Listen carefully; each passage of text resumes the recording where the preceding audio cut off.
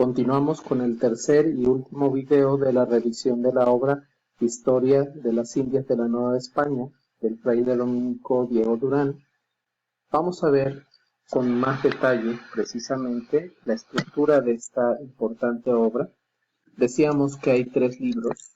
El primero de ellos fue terminado alrededor de 1570.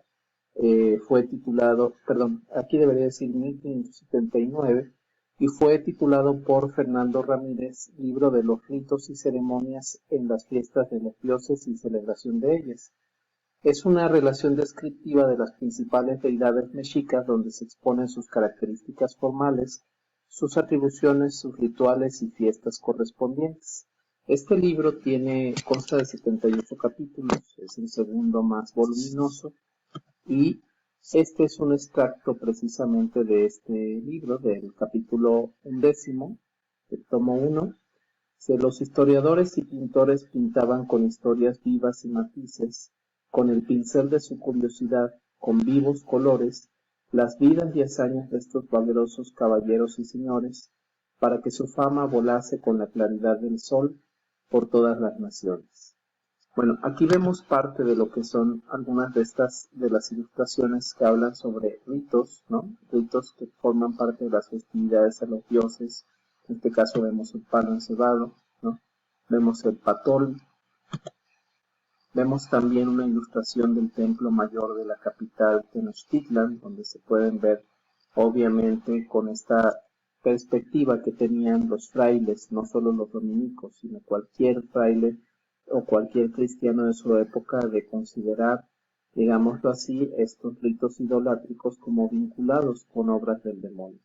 Y esto es algo que era connatural, digámoslo así, a cualquier cristiano de esa época. Sin embargo, había algunos que tenían una mejor comprensión y que lograban de alguna manera, rechazando aún estos ritos idolátricos, tratar de visualizar mucho de lo que consideraban valioso dentro de lo que era la cultura indígena, como pasó precisamente con Diego Durán. Otro ritual vinculado, en este caso esto procede de una ilustración del libro número 3, ¿no? Es parte de una ceremonia de sacrificio humano, y aquí vemos una ilustración que sí es del tomo 1, que es el sacrificio gladiatorio, y aquí vemos una escena que nos muestra precisamente un sacrificio gladiatorio que se está llevando a cabo, y el personaje que aparece amarrado precisamente a la piedra ritual es un tlaxcalteca. Vemos aquí, de hecho, el personaje es Tlahuicole, un importante héroe tlaxcalteca, digamos, de las tierras floridas. Los diferentes formas de sacrificios, en sahumerios, los autosacrificios, y una ceremonia en la que participaba la élite guerrera y los diferentes instrumentos prehispánicos, ¿no? Entre ellos el famoso huehuetl y el teponaztli. El segundo libro, que es el más breve, que se concluyó también entre 1579 y probablemente 1580, fue titulado por el propio Diego Durán Calendario Antiguo, y es complemento del primero, puesto que aborda con mayor detenimiento las festividades que celebraban en honor a los dioses tratados anteriormente y el cómputo calendárico organizador de dicho cosmos.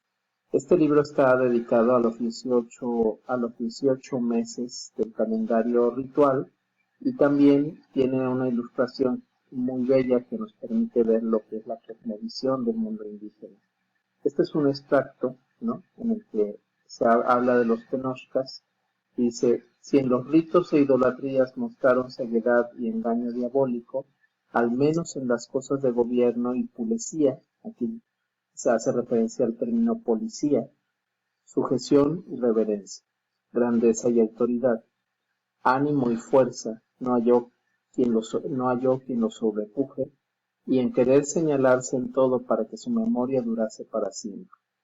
Y esto es algo que es un mensaje todavía que perdura acerca de lo que es la visión del mundo indígena, particularmente la de los tenochcas o mexicas, acerca de su necesidad o deseo de que sus obras no se perdieran en el tiempo.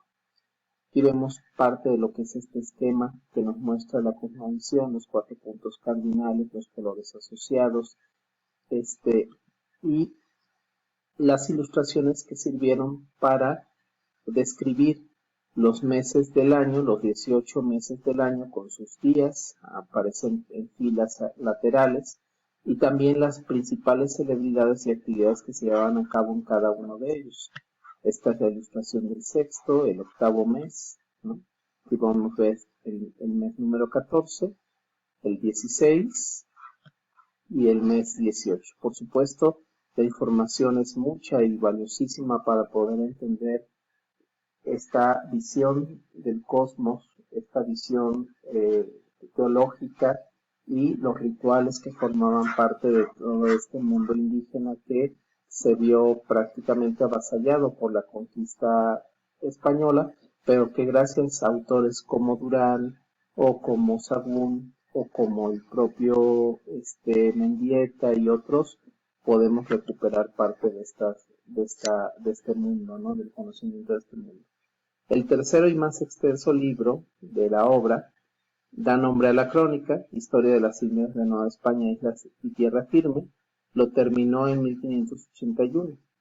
Para la elaboración de esta interesantísima revisión histórica que abarca desde la salida de los 7 tribus de Aztlán en 820 hasta la conquista de México por Hernán Cortés y la implantación del cristianismo, Durán se fundamentó básicamente en ese escrito que les mencionaba, que le ha sido llamado, por el hecho de no estar localizado ni identificado, como Crónica X, hasta hoy desconocida, a la que alude insistentemente como la historia en las pinturas antiguas a las que pudo allegarse y en los testimonios orales de indígenas y españoles que sobrevivieron a la conquista. Entonces fueron 3 fuentes: la famosa Crónica X, las pinturas antiguas y los testimonios orales de los llamados informantes. Fray Diego Durán comparó distintas fuentes que le informaron sobre un mismo hecho, manifestó su opinión respecto a determinados sucesos, hizo, como señala Ángel María Garibay, que hace esta edición del siglo XX en Porrúa, una crítica histórica. Frecuentemente expresó su admiración respecto a las instituciones sociales y políticas que regían la vida de los antiguos mexicanos y sobre los preceptos morales que debían cumplir. Esta consta de 101 capítulos y aquí vemos precisamente un poco de esto, haciendo una crítica a la destrucción de las fuentes indígenas. Dice: y así erraron muchos los que, con buen celo, pero no con mucha prudencia, quemaron y destruyeron al principio todas las pinturas de antiguallas que tenían, pues nos dejaron tan sin luz que delante de nosotros idolatran y no lo entendemos. Esta visión de entendimiento y esta visión tan perspicaz de Diego Durán es parte de lo que hace tan valiosa esta historia. Bueno, vemos aquí algunas ilustraciones, vemos el pasado de estos grupos indígenas de las tribus salidas de Aztlán, la salida de Aztlán, Teoculhuacán, el pasaje de Chicomostoc, el lugar de las 7 cuevas, la fundación de México Tenochtitlan, que Diego Durán la sitúa en 1318 y no en 1325. La elección del primer Tlaltocayotl, que todavía estando los mexicas bajo el yugo tepaneca, marca un hito dentro de la historia mexica, porque prácticamente ya la autoridad del Tlaltocayotl les da una categoría, una jerarquía que permitirá en su momento llevar a cabo la emancipación del yugo tepaneca y la conquista a su vez de otros pueblos. Huitzilihuitl, el segundo Tlaltocayotl, en ilustraciones muy bellas que nos muestran además este mestizaje de las formas indígenas con también las formas de la ilustración medieval y renacentista europea. El cuarto Tlaltocayotl, Izcoatl, con quien se llevó a cabo una gran serie de conquistas, pese a que su mandato, como dice Durán, fue en su momento seriamente discutido, ¿no? La alianza con los Acolhuas, o texcocanos, como les quieran llamar, y su victoria frente a los tepanecas, que formará la base de dos pueblos que después, cuando se convertirá en la Triple Alianza. Y aquí vemos precisamente un pasaje de Moctezuma Xocoyotzin o Moctezuma I y Nezahualcóyotl, el sexto Tlaltocayo mexica, Axayácatl, con quien llegará el imperio a su máxima expansión en varios de los puntos, como el occidente. La guerra que se dio precisamente dentro del periodo de Tlatoani, entre los Tenochcas y Tlatelolcas, y cómo Tlatelolco pasa a ser la ciudad prácticamente gemela de Tenochtitlan y a formar un binomio inseparable. Y ya con Moctezuma II, el Tlatoani, que sería el testigo de la llegada de Cortés, el Jardín Mexica de Chapultepec, que fue diseñado precisamente por Nezahualcóyotl. Y vemos aquí parte de lo que es este episodio tan famoso de la vista del cometa, la gran hambruna que se desató en la época de Moctezuma II o Moctezuma Huilcamino, el desembarco de Cortés en Veracruz,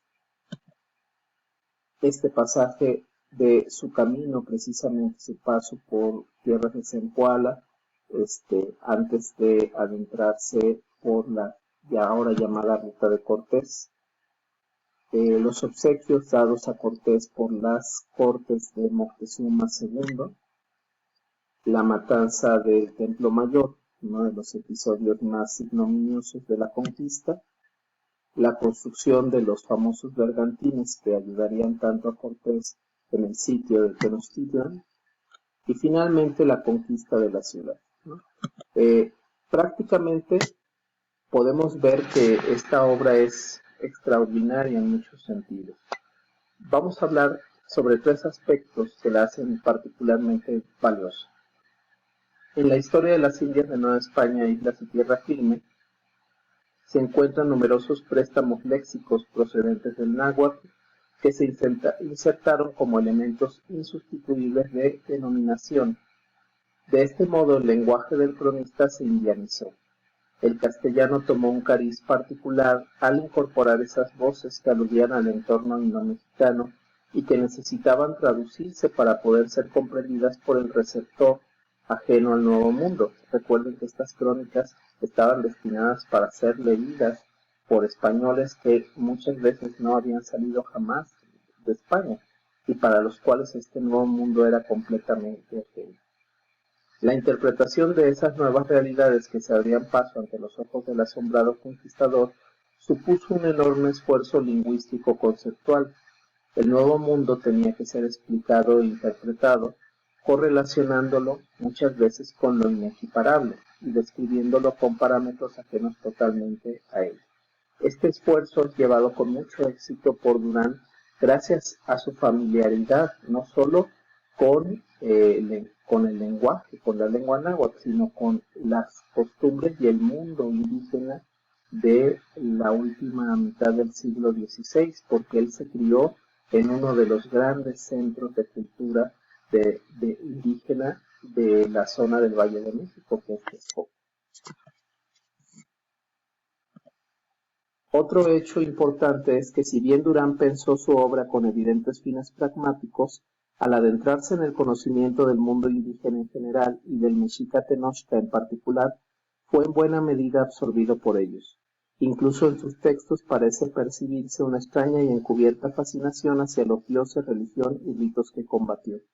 Su entrega, no exenta de admiración al ocuparse de los diversos aspectos políticos, militares o cotidianos, tiene en su recreación un cierto sentido de apropiación, el cual, sin hacer olvidar su origen y obligaciones hacia su monarca y su orden, lo convierte en un predicador conquistado por ese mundo, al que, purificándolo, quisiera conservar.